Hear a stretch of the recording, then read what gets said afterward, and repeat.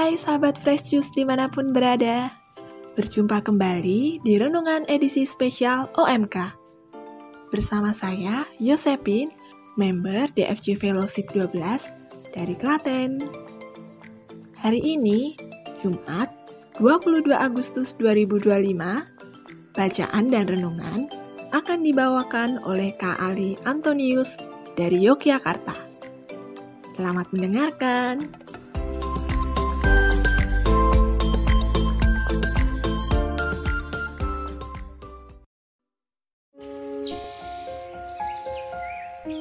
Selamat pagi Bapak Ibu dan juga teman-teman OMK. Saya ingin menyapa khusus teman-teman OMK di mana saja berada. Saya sedikit tergelitik dengan sebuah konten yang mengangkat isu soal OMK. OMK itu katanya buat semua orang muda. Tapi kadang rasanya cuma buat orang yang sudah punya circle aja. Maksudnya yang sudah punya teman.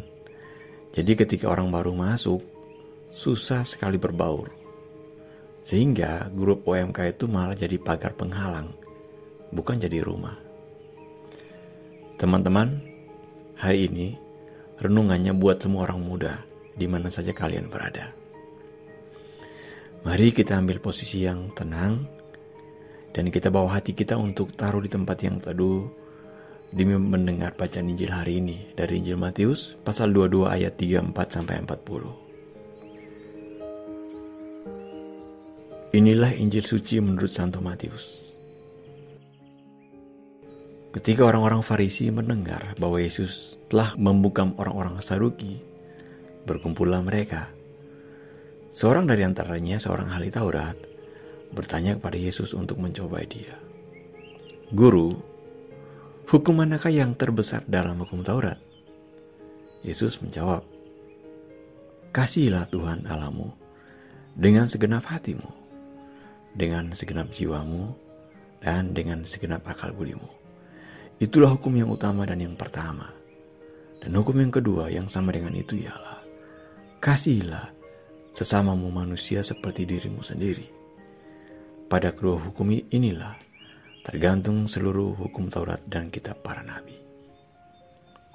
Demikianlah Injil Tuhan. Terpujilah Kristus.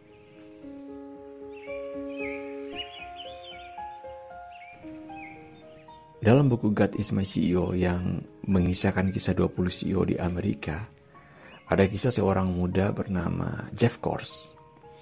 Jeff ini dapat kesempatan untuk gantiin ayah dan juga pamannya memimpin bisnis keluarga. Jeff adalah orang yang taat dan hidup seturut ajaran Kristiani. Namun ketika ia jadi CEO, ia galau, resah, karena ia seolah memiliki dua muka. Ia berkumpul bersama jemaat di gereja pada hari Minggu, lalu ia menjalani kehidupan bisnis pada hari Senin sampai hari Jumat, yang menurutnya sama sekali berbeda. Ia lalu berusaha untuk mencari cara, bagaimana ya menggabungkan ajaran Kristiani dan juga bisnis. Lama sekali, ya bahkan sampai ikut retret khusus. Akhirnya ketemu.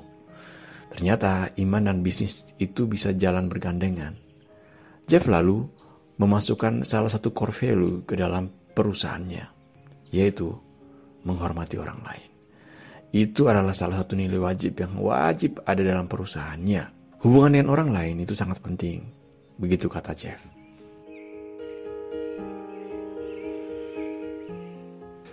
Sahabat Fresh Juice, bacaan Injil hari ini adalah lanjutan rentetan jebakan pertanyaan dari kaum yang antikristus kepada Yesus. Sebelumnya mereka sudah bertanya soal kebangkitan, ada juga yang bertanya soal membayar pajak. Semua itu dipatahkan oleh Yesus.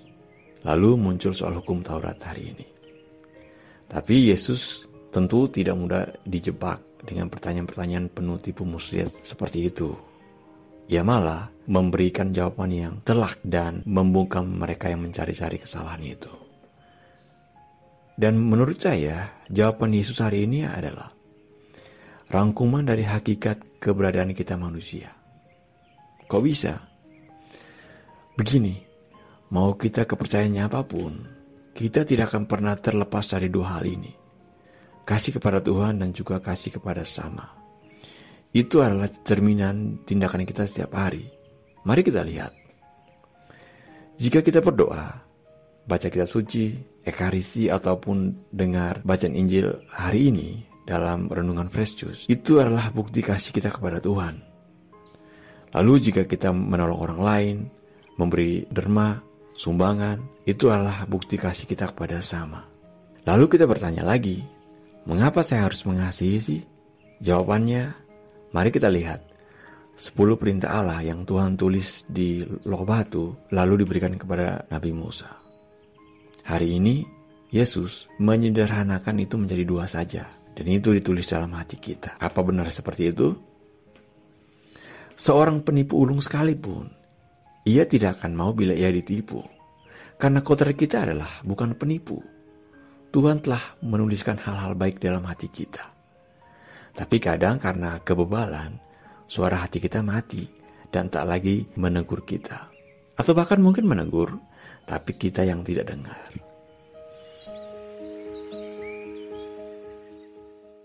Sahabat Fresh Juice, lalu bagaimana implikasinya dalam kehidupan kita sehari-hari?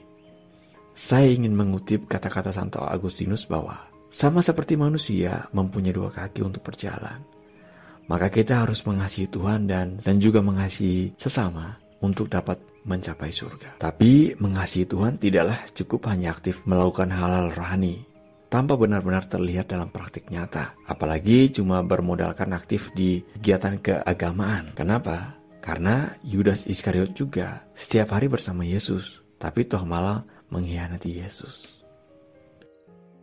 Memang mencintai Tuhan itu lebih dari kata-kata yang keluar, melampaui kegiatan rohani yang kita lakukan. Karena kita harus menyerahkan hidup kita kepada Tuhan. Dan kita percaya bahwa Tuhan tahu apa yang terbaik untuk kita. Dan ini tidak mudah. Sungguh. Percaya deh, terkadang kita kelimpungan dengan berbagai masalah yang ada. Dan dimana semakin kita mengeluh, semakin lama masalah itu menetap. Karena memang kita tahu, mengeluh itu bukan sebuah jalan keluar, tapi pintu masuk menuju frustrasi. Karena kenyataannya, kita harus tahu bahwa hidup kita tidak selalu sejalan dengan playlist kita. Tapi kita percaya bahwa Tuhan selalu punya lagu yang terbaik untuk kita. Saya ingin berbagi sebuah pengalaman bagaimana saya belajar mengasihi Tuhan dan menyerahkan hidup saya dari masalah yang datang bertubi-tubi. Semua berawal ketika saya kuliah di Bali. Selang setahun saya di Bali, kakak sulung saya meninggal. Padahal kakak saya lah yang membayar uang kuliah saya. 5 bulan kemudian, giliran mama saya yang meninggal. Ayah saya sudah lebih dulu meninggal 5 tahun sebelumnya. Saya mau heran, tapi ini fakta yang harus saya telan. Dengan segala kesedihan saya bertanya, Tuhan, mau apa Engkau dari saya? Mengapa Engkau ambil semua orang yang saya sayang? Lalu mungkin dengan setengah sadar saya katakan, terserah Tuhan sajalah, saya ikut Engkau. Karena saya sudah punya siapa-siapa lagi. Dan kisah itu terjadi 10 tahun lalu. Tapi jika ditilik lagi dengan jujur, saya bisa melihat bagaimana jejak-jejak Tuhan bekerja dalam hidup saya. Dari memberikan saya pekerjaan tepat di hari ulang tahun saya, mempertemukan saya dengan istri saya di grup DFC ini dengan cara yang tidak biasa. Lalu Tuhan juga ikut menyediakan biaya pernikahan saya. Bahkan jenis kelamin anak saya sudah Ia bilang tanpa perlu kami USG. Tapi kembali lagi, ini proses panjang. Saya seperti memanjat tiang berlumur oli. Kadang iman naik, kadang juga jatuh ketika masalah datang bertubi-tubi. Tapi satu hal yang menurut saya penting, bahwa belajar mengasihi Tuhan itu adalah satu hal yang perlu disengaja, lalu ditekuni. Tidak bisa ujuk-ujuk, apalagi suam-suam kuku. Itu adalah poin pertama menurut saya. Poin kedua, pilihan kita mengasihi orang lain itu adalah, kita ingat apa yang Yesus katakan hari ini, bahwa perbuatlah sesuatu kepada orang lain seperti kamu ingin diperlakukan. Simple. Ibarat kalau kamu tidak suka makanan basi, jangan berikan makanan basi kepada orang lain. Jika kamu tidak suka berbelas kasih, jangan berlebihan berharap untuk dikasihani. Amin. Kemuliaan kepada Bapa dan Putra dan Roh Kudus, seperti pada permulaan, sekarang, selalu, dan sepanjang segala abad. Amin.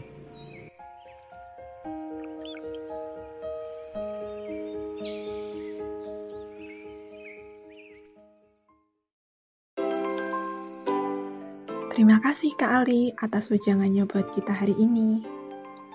Mengasihi Tuhan itu perlu disengaja dan ditekuni, juga disertai dengan tindakan nyata pada sesama.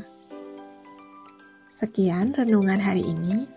Sampai jumpa di Renungan Fresh Juice edisi spesial OMK berikutnya ya. Berkah dalam.